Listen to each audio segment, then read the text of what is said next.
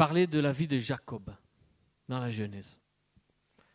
Et juste pour préciser un point, il est bon de croire, il est bon de partager la parole avec les gens, de les exhorter, de leur prêcher, de les édifier, de leur témoigner. Mais il y a aussi un autre moyen de gagner des personnes, c'est notre témoignage à nous. Notre propre témoignage. Mais pas les témoignages que nous rendons, mais nous-mêmes, nous sommes un témoignage. De par nos actes, de par notre attitude. Nous sommes un témoignage. Et aujourd'hui, plus que jamais, le témoignage est important dans la vie de tous les jours. Parce que les gens commencent à ne plus croire que les évangéliques sont des sectes. Cette idée commence à se terminer, bien que de temps en temps, il y a des gens qui ressortent ça. Mais notre témoignage. Donc les gens vont commencer à nous regarder, nous observer. Si ce que nous croyons, si ce que nous pensons, il y a une conformité avec ce que nous faisons. C'est ça. Et ça, c'est la base. Et ceux qui sont aujourd'hui en plus grosse difficulté que les chrétiens, les musulmans, eux qui sont complètement bouleversés dans tous leurs sens, hein, ils s'entretuent, ils se font la guerre, ils forment des ci, des ça, de l'autre, ils ne savent plus où ils sont perdus. Eux, particulièrement, ils regardent cela. Si nos actes sont en conformité avec ce que nous croyons. Amen. Parce que c'est chez eux, dans leur islam, c'est ce qui marque la différence entre le bon et le mauvais musulman. Amen. Et quand ils commencent à voir la conformité entre ce que nous croyons et ce que nous faisons, alors ils nous respectent. Mais s'ils voient, et ils vont respecter, ils vont nous écouter, savoir ce qu'on va leur dire. Mais si il y a un problème, ils ne nous écouteront même pas. Mais même pas une seconde. Tu vas leur parler, ils ne vont même pas s'arrêter, ils ne vont même pas t'écouter. Parce qu'ils considèrent qu'il y a un problème dans ta vie. Amen. Et il y avait un problème dans la vie de Jacob. On va démarrer par sa naissance. Dès sa naissance, il y a un petit souci. Est-ce que les gens savent comment est né Jacob? Est-ce que vous savez comment est né Jacob? Question. Qui sait comment est né Jacob? Comment? Personne ne sait comment est né Jacob.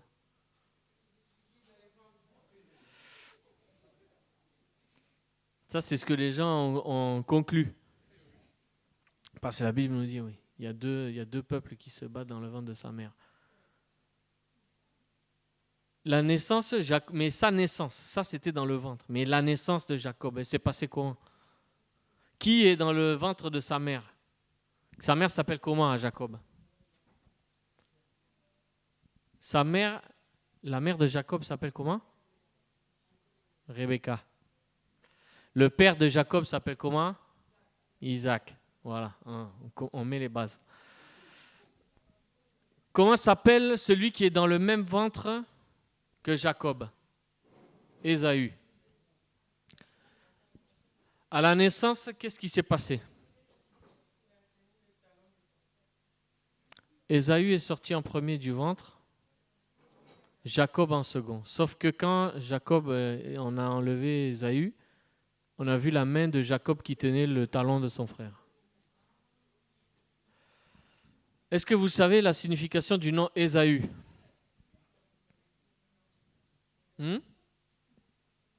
Ésaü. Et l'Ésaü, les gens interprètent comme c'est quelqu'un qui est fait. C'est un homme fait. Pourquoi on l'a appelé comme ça? Parce qu'il était déjà poilu. Il était déjà velu comme si c'était un homme. Or, on le verra plus tard dans la Bible, que Ésaü était vraiment quelqu'un qui était massif et qui était fortement velu. Et Jacob, qu'est-ce que ça veut dire Jacob? Ça, vous devriez tous le savoir. Comment? Personne ne sait ce que veut dire Jacob?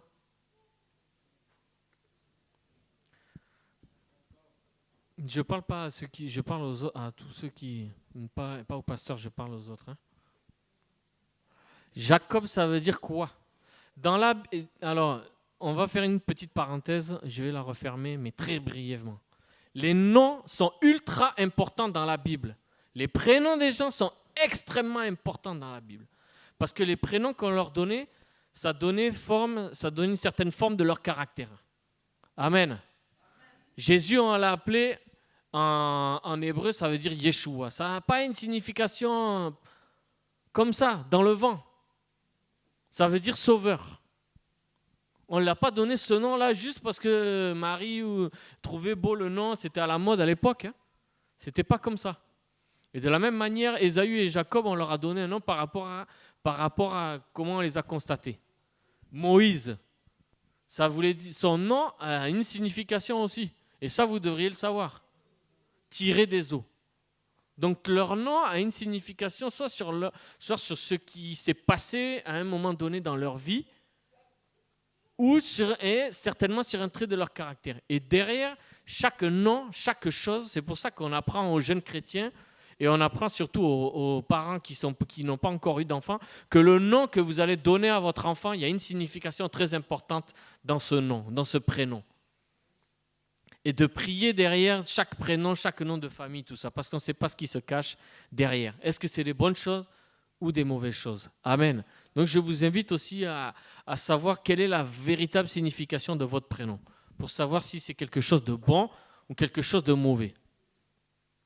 Et le nom Jacob, ça veut dire quoi? Comment? Soit comment? Soit talon, il faut faire un choix, hein, mon frère. Hein? Dans la vie, c'est des choix.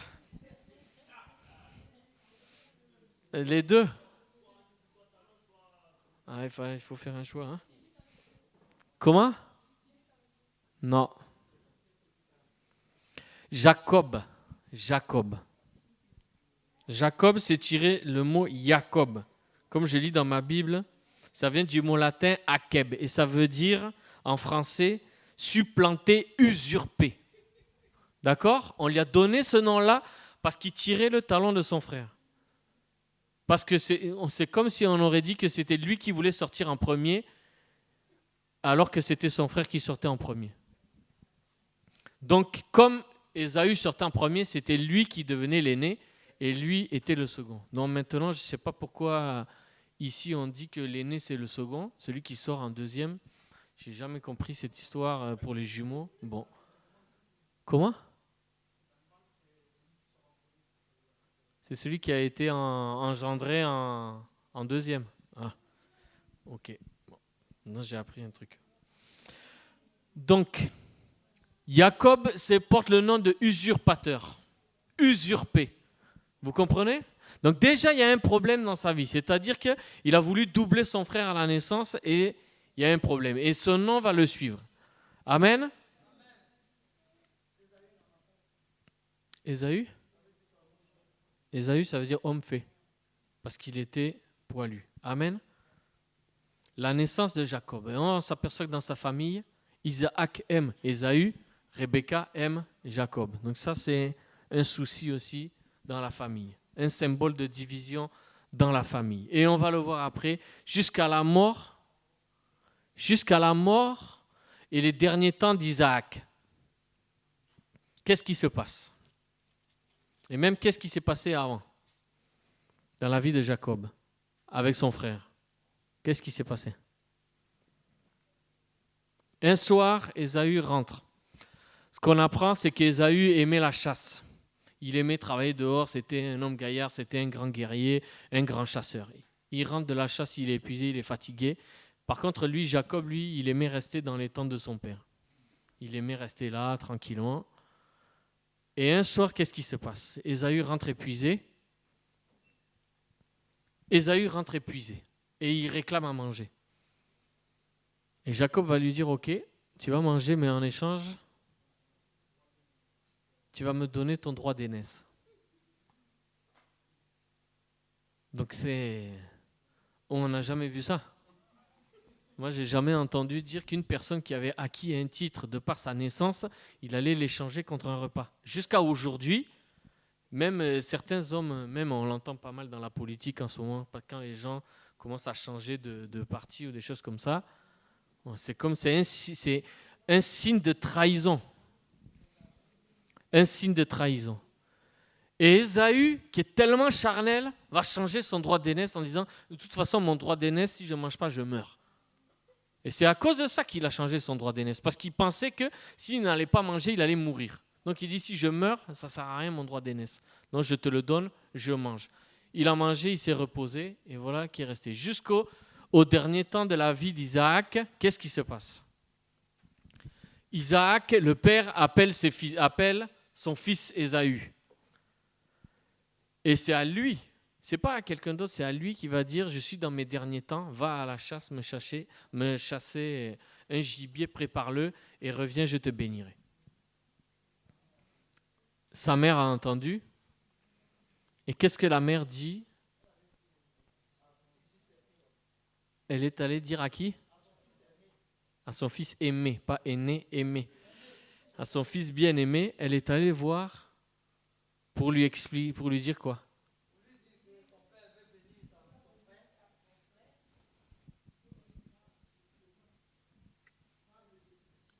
Voilà. La tromperie. Et la tromperie ne s'arrête pas seulement là. Parce que Isaac, pourquoi? Qu'est-ce qu'elle va demander à son fils de faire? Elle dit, j'ai préparé un repas, tu vas prendre ce repas et tu vas lui apporter. Et Jacob lui répond quoi? Il lui dit quoi? Il dit qu'il ne ressemble pas à son frère. Donc qu'est-ce que sa mère lui dit?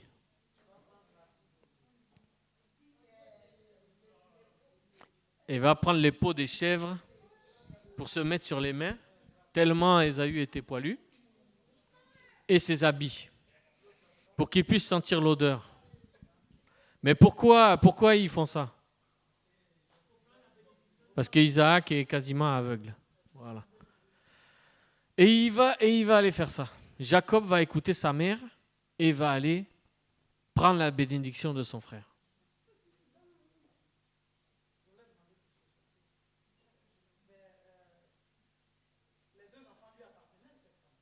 Mm-hmm.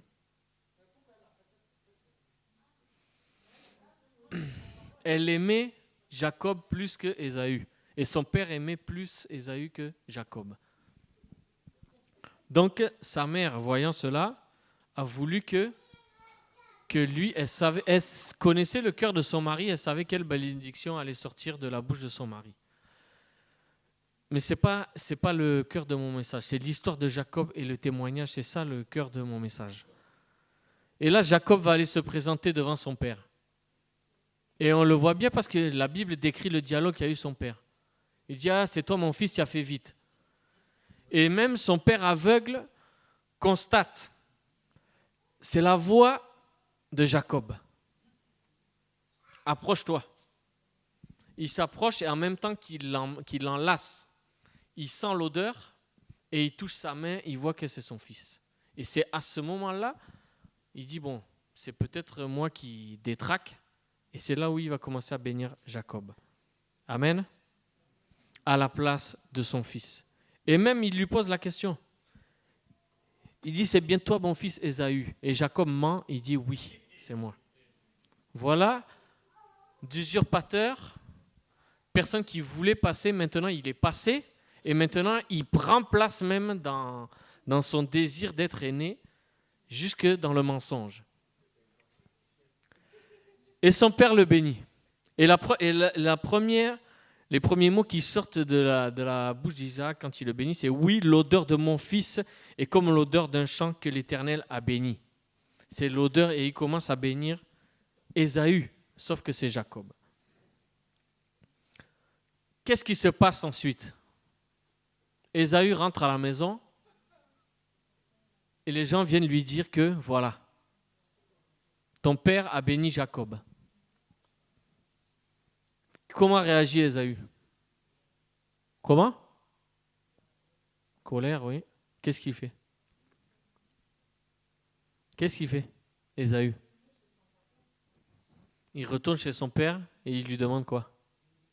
et il lui demande la bénédiction. Et Isaac se rend compte de la supercherie à ce moment-là aussi. Mais on ne sait pas trop comment réagir.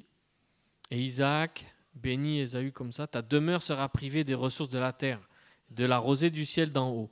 Tu vivras de ton épée, tu seras asservi à ton frère, mais en errant librement ça et là, tu briseras son joug de dessus ton cou. Ça c'est Genèse 27, versets 39 et 40.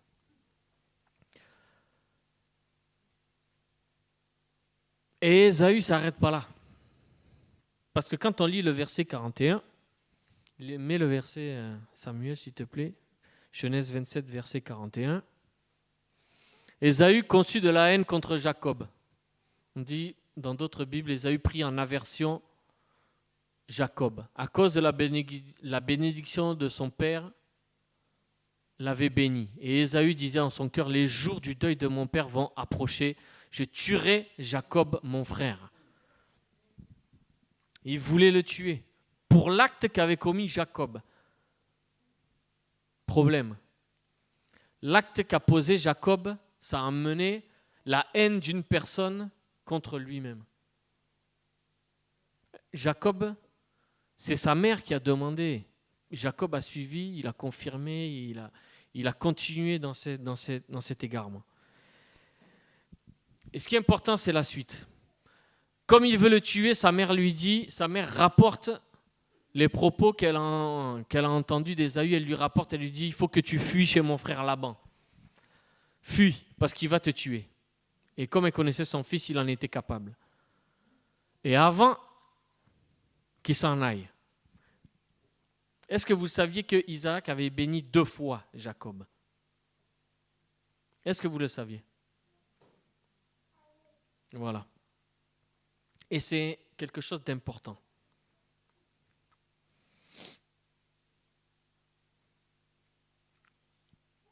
On va lire chapitre 28, verset 1.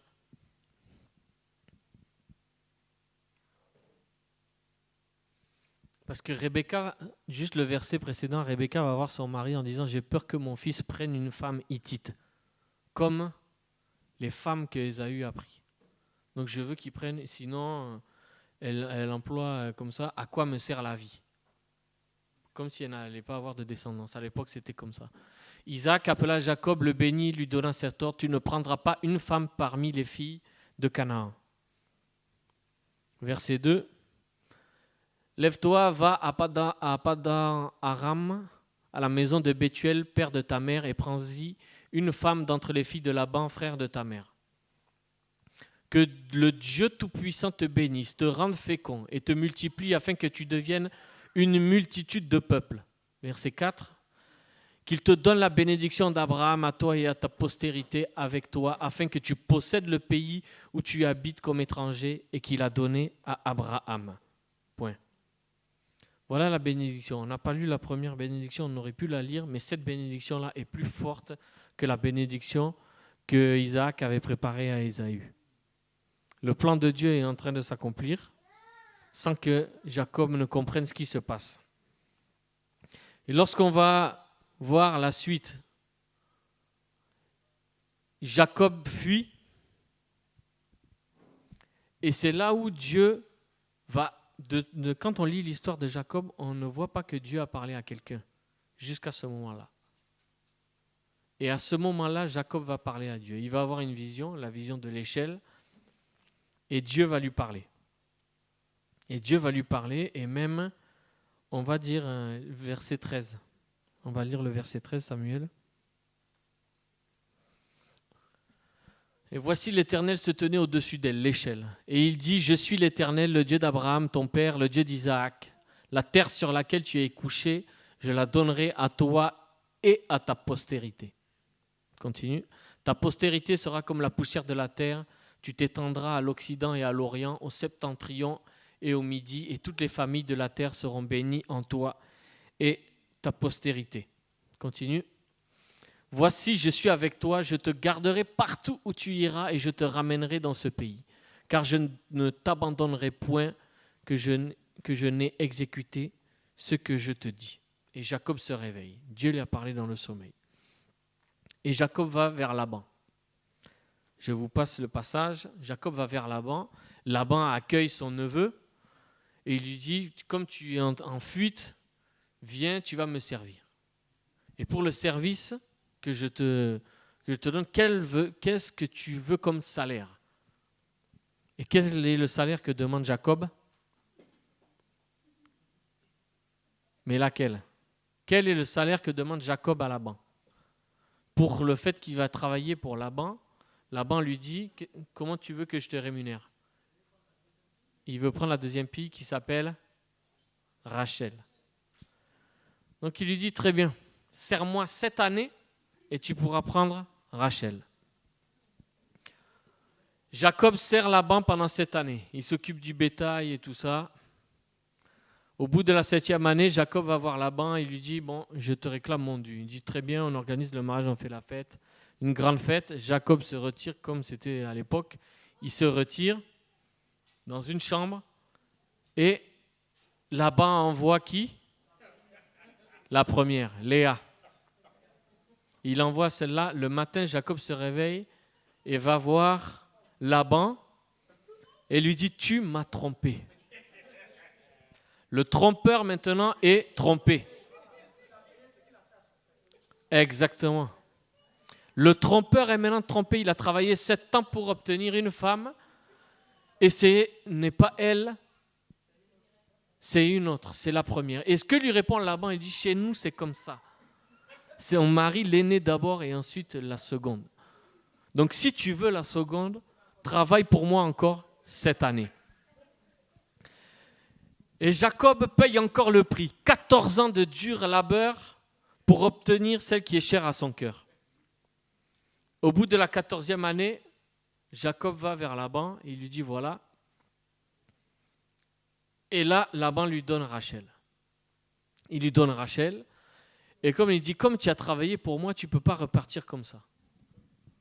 Donc, qu'est-ce que tu veux que je ne peux pas te laisser partir comme ça? Qu'est-ce que tu veux faire? Quel va être ton salaire? Il dit, tu vas me donner une partie de ton bétail, ceux qui sont achetés ou rayés. Il dit, et comme je ne vais pas te mentir, tu n'as qu'à faire le tri toi-même, tu mets les 2 troupeaux à part, comme ça au moins, je continuerai à travailler pour toi, tu verras bien que les autres. Tu verras bien que ça va être différent. Comme ça, je ne pourrais pas prendre d'un troupeau, l'amener à l'autre, faire que les béliers se reproduisent avec les brebis qui ne sont pas tachées. Comme ça, ça va engendrer des enfants tachés, tout ça. Donc, il sépare les troupeaux. Et qu'est-ce qui se passe là? Est-ce que vous connaissez votre Bible? Qu'est-ce qui se passe avec le troupeau de Laban? Comment?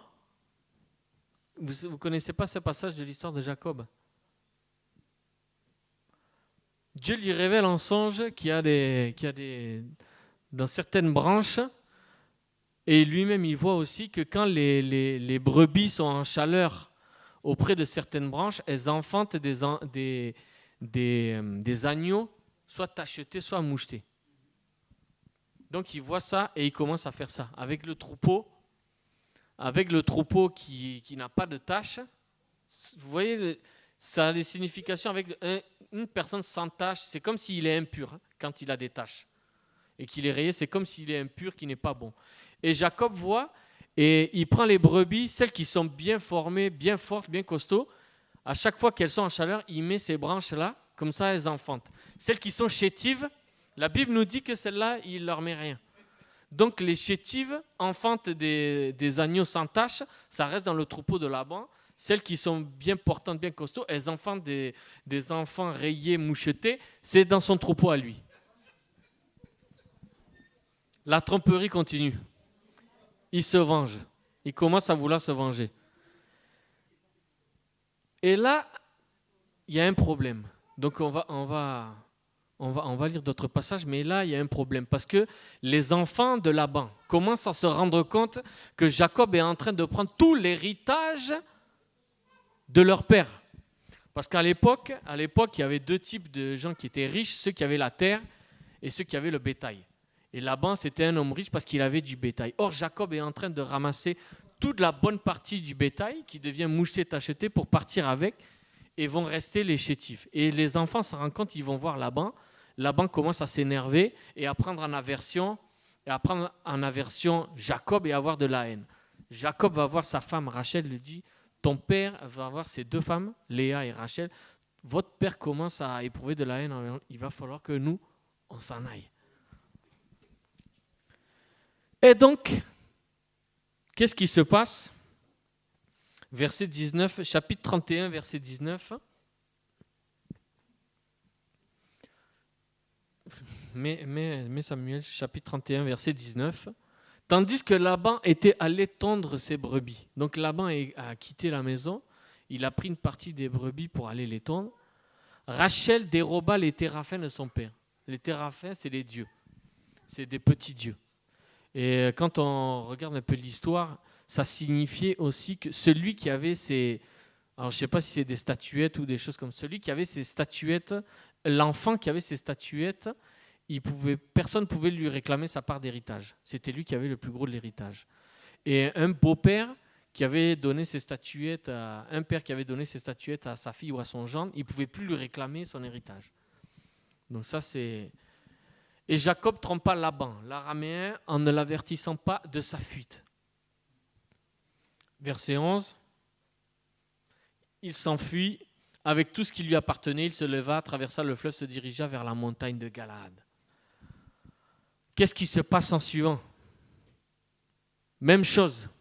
Laban, pris de fureur, il s'en va à la poursuite de Jacob. Il s'en va à la poursuite de Jacob. Et là, on va voir une réaction que de nombreuses personnes ont quand elles sont prises au dépourvu et qu'il y a des problèmes. Alors, voilà, verset 36. Laban rattrape Jacob. Mais avant que Laban rattrape Jacob, Dieu parle à Laban en lui disant, surtout tu ne réclames rien à Jacob, ni le bien ni le mal, tu ne lui réclames rien. Et Laban est pris de terreur et il va faire cela.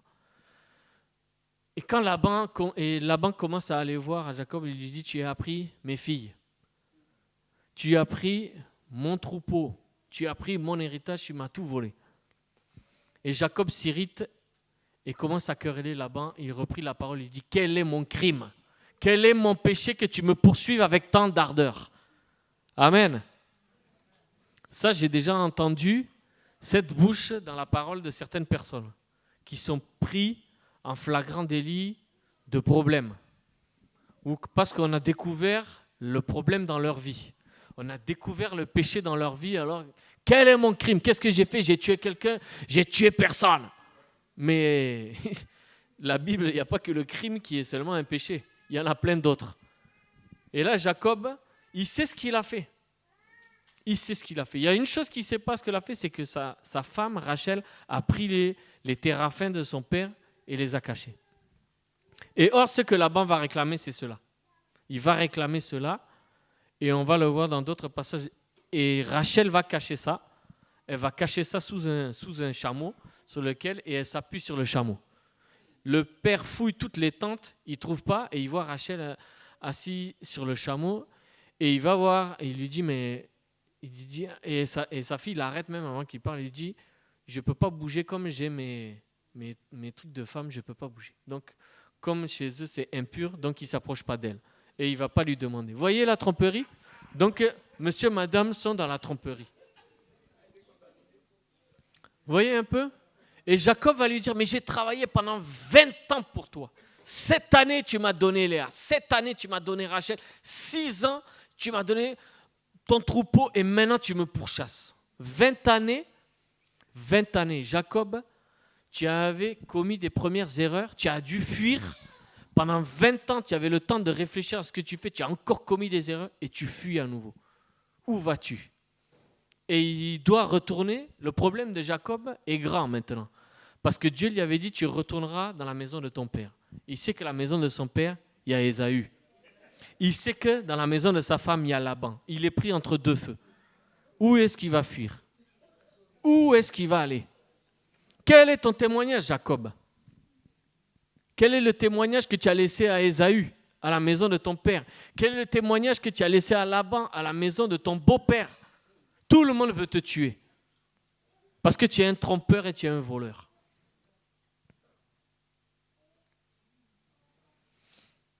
Et là, Jacob avance. Jacob fait alliance avec Laban. Il s'énerve contre lui parce que même il n'a pas trouvé les téraphins. Il s'énerve, il s'emporte. Et donc il dit non, on fait une alliance entre toi et moi. Et à partir d'aujourd'hui, ils vont dresser une stèle, il y a une cérémonie qui est faite, ils dressent une stèle. Laban, toi tu ne peux pas aller au-delà de cette stèle et moi non plus je ne peux pas aller au-delà de cette stèle. Donc il y a une séparation, une démarcation entre toi et moi. Ils font une alliance, lui et Laban. Donc il sait que plus jamais il pourra retourner chez son beau-père. Et il sait que là-bas, dans la maison de son père, c'est Ésaü. Il y a volé sa bénédiction. Il ne sait pas dans quel état il est, mais il sait qu'il doit obéir et il doit retourner. Parce que ça, il a obéi. Quand Dieu lui a parlé, on l'a vu, les peu de choses que Dieu lui a parlé, il a obéi, Jacob. Et il commence à avoir peur. Parce qu'il dit, il envoie des serviteurs pour dire, allez annoncer à mon frère que j'arrive. Et il ne dit pas mon frère, il dit mon Seigneur Ésaü. Déjà, il commence à changer de posture. Lui qui voulait être le premier, être l'aîné, parce que dans la bénédiction de son père, il dit non, tous tes frères te seront assujettis. Là, c'est lui qui est en train de se mettre en dessous de son frère. Et les gens reviennent et lui rapportent quoi? Ésaü est en train d'arriver, mais il vient avec quoi? Il vient avec 400 hommes. Quand Jacob apprend ça, il est saisi de terreur. Ésaü arrive à ta rencontre avec 400 hommes. Donc il se dit, et il commence à faire ses calculs de tromperie. Donc on va séparer le camp en deux. Donc si jamais Ésaü attaque un camp, l'autre camp pourra s'échapper. Vous voyez comme l'homme est très intelligent pour faire dans les mauvaises choses, dans les mauvais plans, dans les mauvais calculs, l'homme n'est pas bon. Et il commence à diviser le camp. Il divise le camp et pendant qu'il est dans le camp, dans le deuxième camp, il y a quelque chose qui se passe. Et la Bible nous dit, vas-y, prends le chapitre 32, verset 25.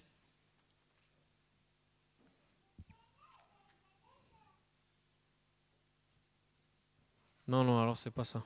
C'est pas la même Bible que moi. Alors. Bon, enlève le verset, je vais le lire. Chapitre 32. Moi, c'est dans le chapitre 32, verset. Quelqu'un a la Bible second? Alors, mets le 31, verset, je ne sais pas combien. Il y a combien de versets dans le chapitre 31, Samuel? Comment? Dans le chapitre 31?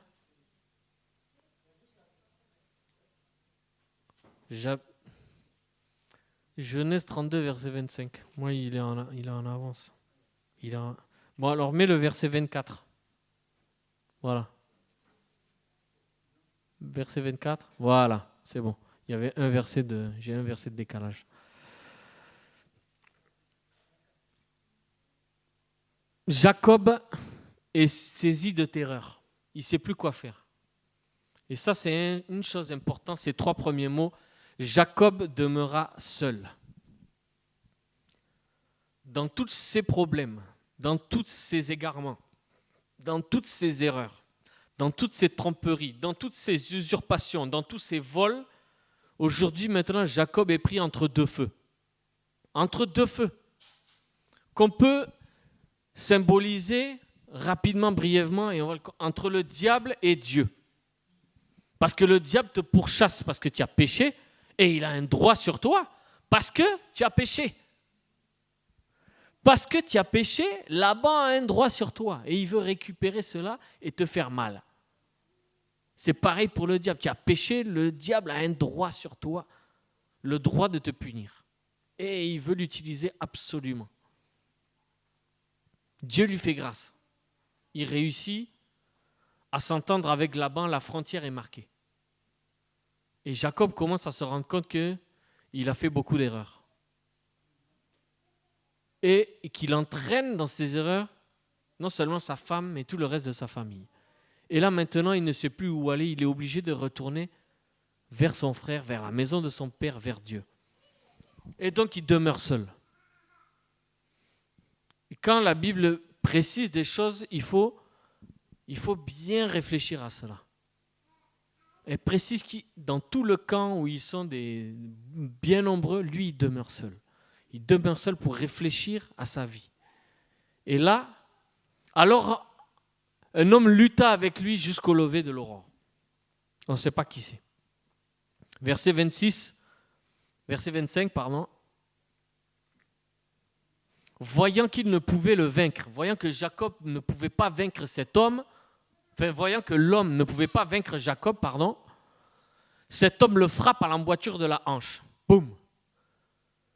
Et l'emboîture de la hanche de Jacob se démet, déboîtée, pendant qu'il luttait avec lui. Verset suivant. Il dit, laisse-moi aller, car l'aurore se lève. Et Jacob répondit, je ne te laisserai point aller, que tu ne m'aies béni. Stop, tu t'arrêtes là.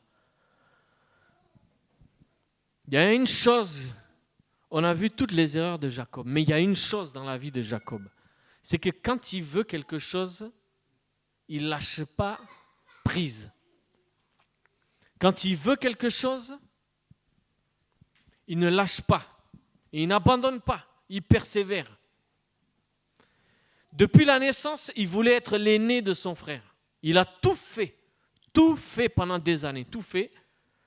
Il y a vendu un plat contre le droit d'aînesse, il s'est transformé, il a mis les habits, tout ça, pour avoir la bénédiction de son frère, et il l'a obtenu.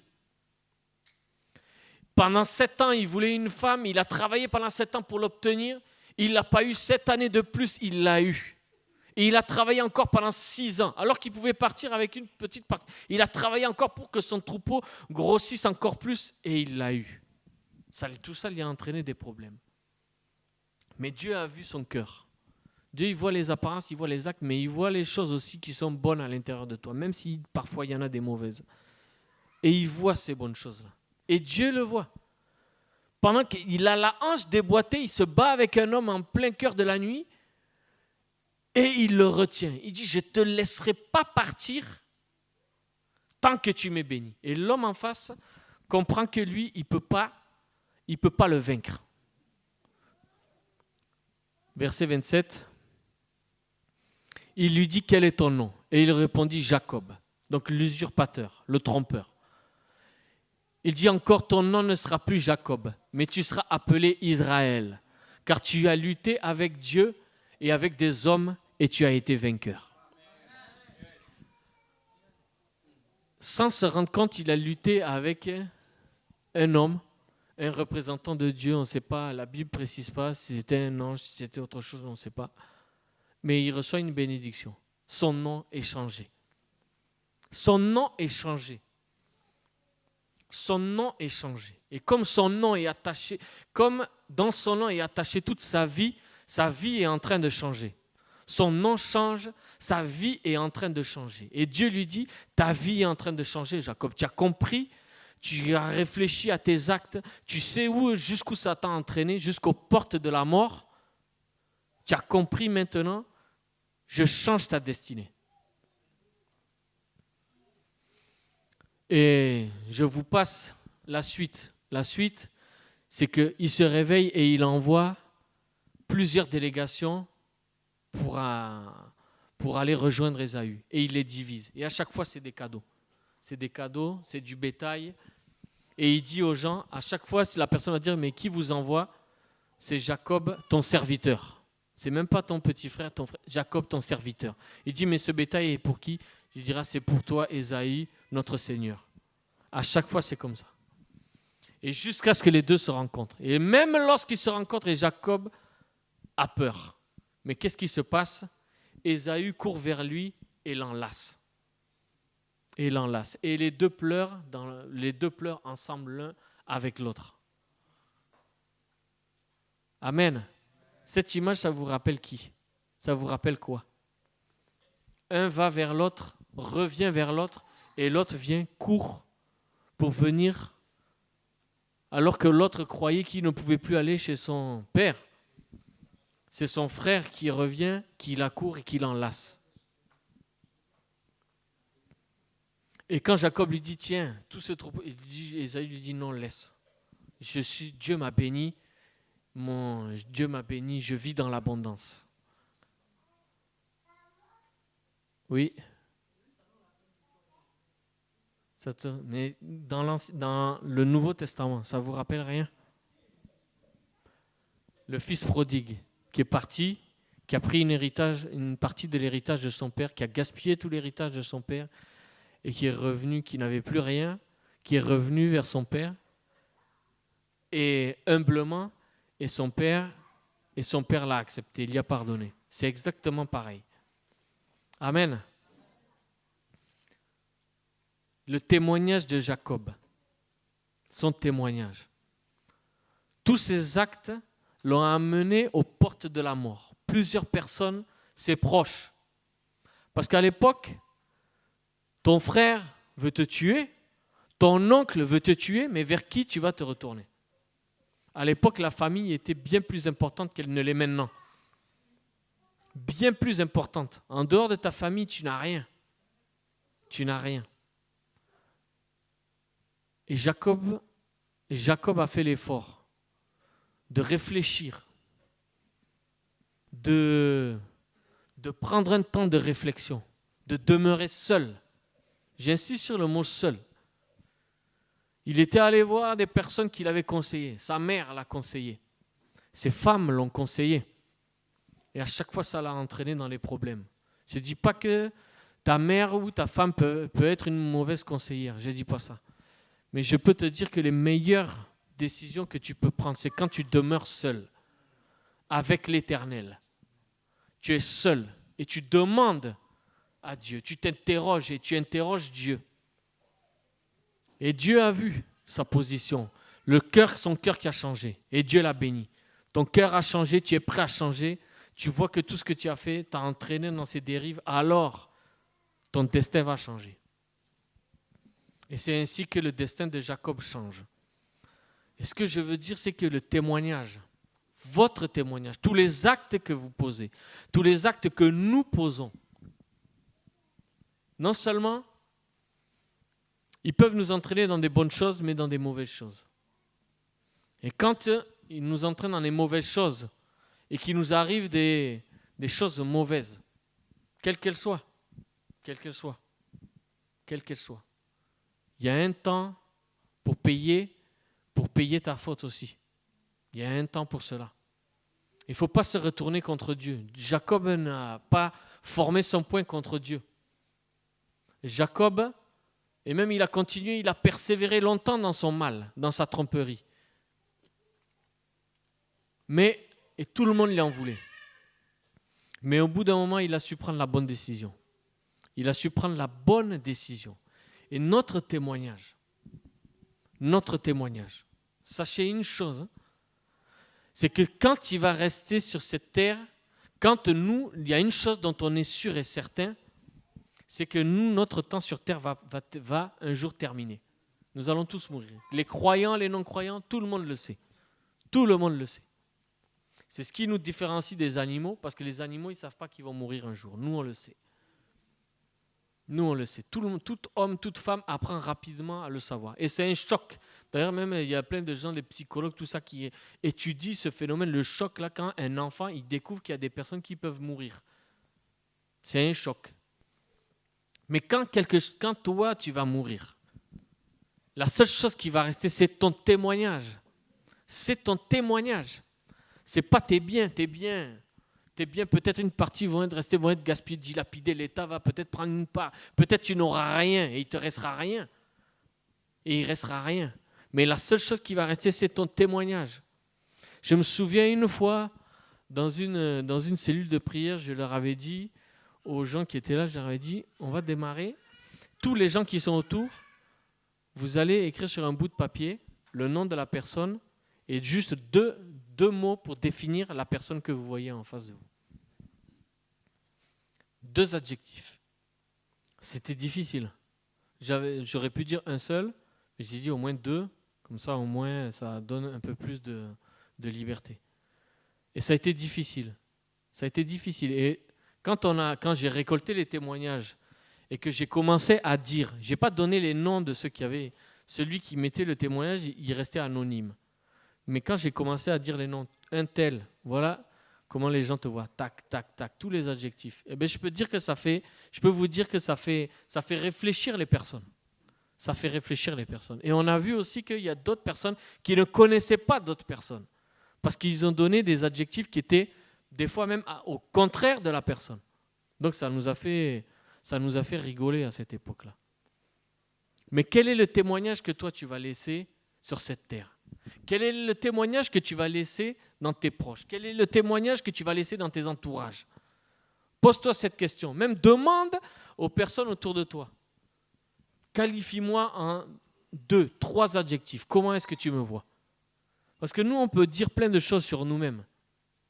On peut dire plein de choses sur nous-mêmes. Jacob, il pouvait dire, moi je suis même j'étais pas l'aîné, j'ai pris tout l'héritage de mon père, la bénédiction. Regardez, je suis riche, je suis un homme bon. Sa femme, elle dit, oui, mon mari, il a quand même servi tant de temps. Il a servi 20 ans pour mon père. Mon père, il a changé à chaque fois son salaire. Il a été mauvais envers lui. C'est un homme bon. Et Dieu, qu'est-ce qu'il a dit? Quel est le témoignage? Quel témoignage il a laissé auprès de Dieu? Dieu le voyait. Comme deux points, il le voyait. Comme un trompeur, mais comme une personne qui persévérait jusqu'au bout. Jusqu'au bout. C'est ça qu'il le voyait. Et Dieu, ce qui l'intéressait, ce n'était pas le côté trompeur. C'était le côté persévérant jusqu'au bout. Donc il a réglé le problème trompeur afin qu'il ne reste plus que le seul côté de la persévérance pour aller jusqu'au bout. Et il a amené des épreuves dans la vie de Jacob pour lui faire comprendre cela. C'est pareil pour nous.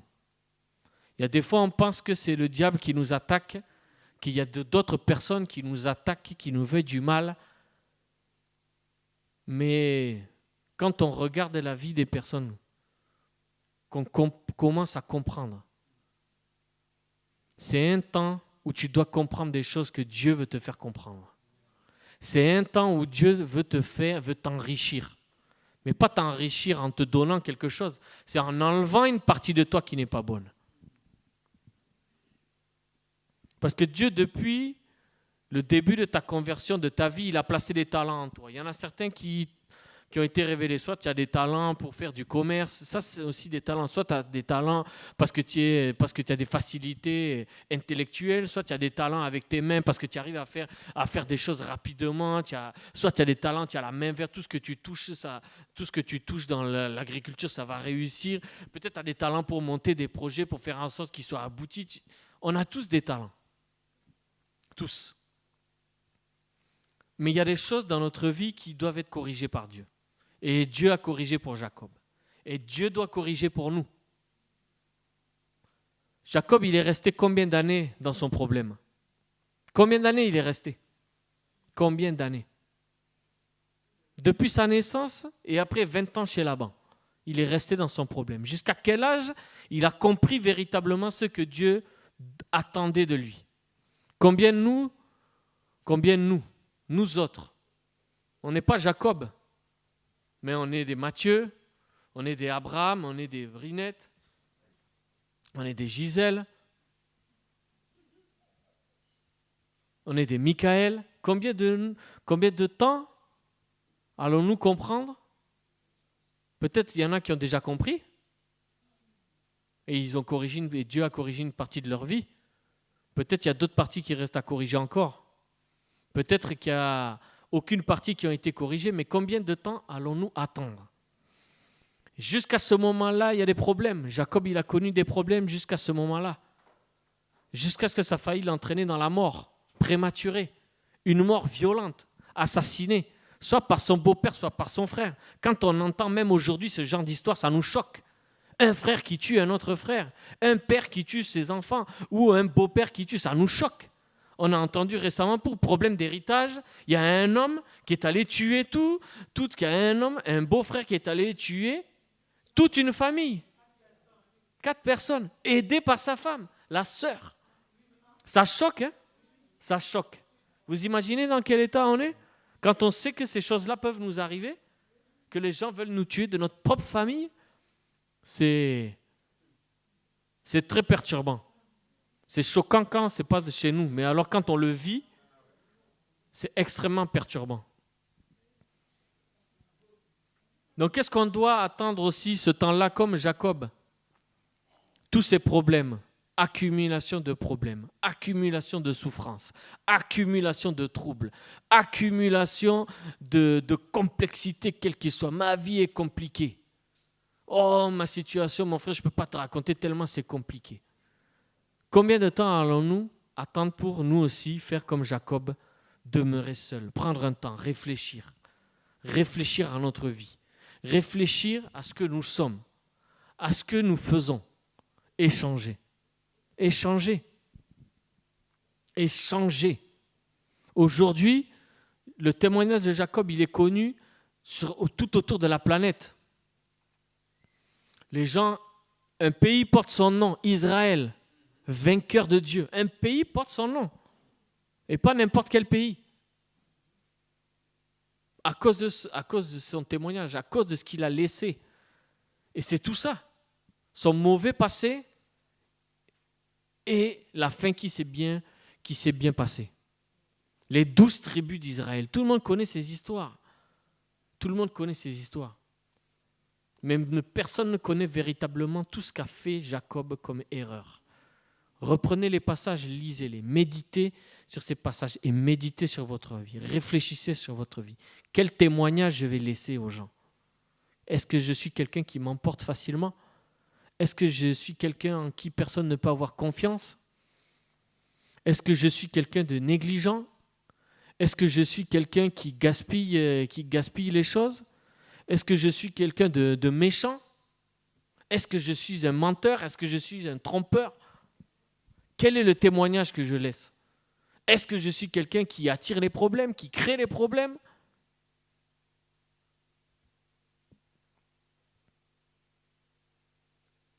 Amen. Notre témoignage, c'est l'une des choses les plus importantes qui est dans notre vie chrétienne. On peut gagner beaucoup d'âmes, mais un petit problème dans notre vie, un mauvais acte, ces âmes-là disparaissent. J'ai vu des gens qui ont perdu la foi à cause des actes qui ont été posés par des gens qui les avaient encouragés. Des gens qui ont perdu la foi. Et ces gens-là, je peux vous assurer que si je pense vraiment, je vais me mettre à pleurer. Parce que ces gens-là, pour aller les chercher,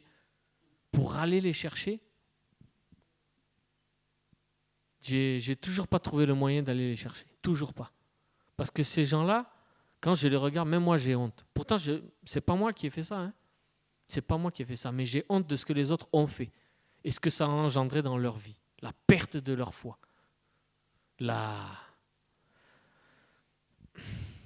Amen. Faisons attention à ce que nous faisons. Faisons attention à ce que nous faisons. Le passé, comme je disais à une personne, on ne peut pas revenir dessus. On n'a pas la capacité. Même Dieu ne revient pas dessus.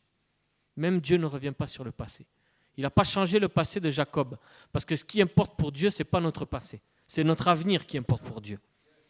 Il n'a pas changé le passé de Jacob. Parce que ça n'avait aucune importance. Il a changé son avenir. Il a changé sa destinée. Il l'a fait rentrer dans son plan. Et il en va de même pour nous tous.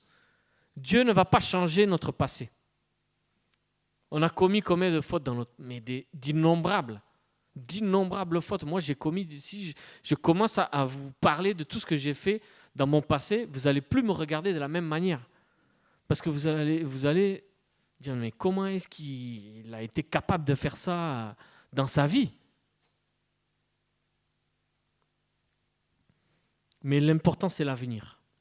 C'est le moment présent, le choix que tu vas prendre aujourd'hui, les choix que tu vas faire demain. C'est ça qui est important pour Dieu. Ce n'est pas important seulement pour toi, mais c'est ça qui est important pour Dieu. Est-ce que tu vas changer ta voix? Est-ce que tu vas enfin reconnaître tes problèmes, tes erreurs, est-ce que tu vas me consulter? Le Seigneur demande, est-ce que tu vas m'interroger? Est-ce que tu veux vraiment changer? C'est ça. C'est ça. Et Dieu peut le faire. Dieu peut changer la destinée de beaucoup de personnes. Il était condamné, Jacob. 2 personnes voulaient le tuer. Qui allait s'interposer? Personne. Personne n'allait s'interposer. Mais Dieu a changé. Il était condamné, Dieu a effacé sa condamnation. Dieu a effacé cela. Il a apaisé le cœur de l'un, il a apaisé le cœur de l'autre, et Jacob a pu mener une existence heureuse. Israël, il a pu mener une existence heureuse, lui et ses enfants. Amen. Il en va de même avec nous. Amen. Donc je vous encourage à faire cette introspection, à vous regarder de l'intérieur, à voir, à faire ce point-là. Peut-être vous posez des questions aux gens, comment est-ce qu'ils vous voient? Est-ce qu'ils voient des problèmes, des traits de caractère qui sont pas bons? Des gens qui sont dans votre entourage, parce que c'est ceux qui sont dans votre entourage qui vous connaissent. Ce n'est pas le voisin ou le copain ou la copine. C'est celui qui vit avec toi dans la même maison qui te connaît, qui sait comment tu es. Et c'est lui le premier témoignage son plus important, ou elle, son témoignage qui est le plus important. Je me rappelle, et je terminerai là-dessus, un pasteur, que quand il rencontrait d'autres hommes de Dieu, il disait « Appelle-moi ta femme » ou « Appelle-moi ton mari ». Mais pourquoi? Il dit non, parce que toi tu es en train de me dire plein de belles choses sur toi, maintenant je veux avoir la version de celui qui vit à tes côtés, pour savoir exactement comment tu es. Parce que toi tu vas me dire plein de choses, mais c'est celui qui vit à tes côtés qui te connaît le mieux. Amen. Donc, notre témoignage. Amen. Prions le Seigneur, s'il vous plaît. Prions le Seigneur. Seigneur, je bénis ton nom, Seigneur, et je te rends grâce, Seigneur. Parce qu'aussi nombreux nous sommes dans cette salle, Seigneur,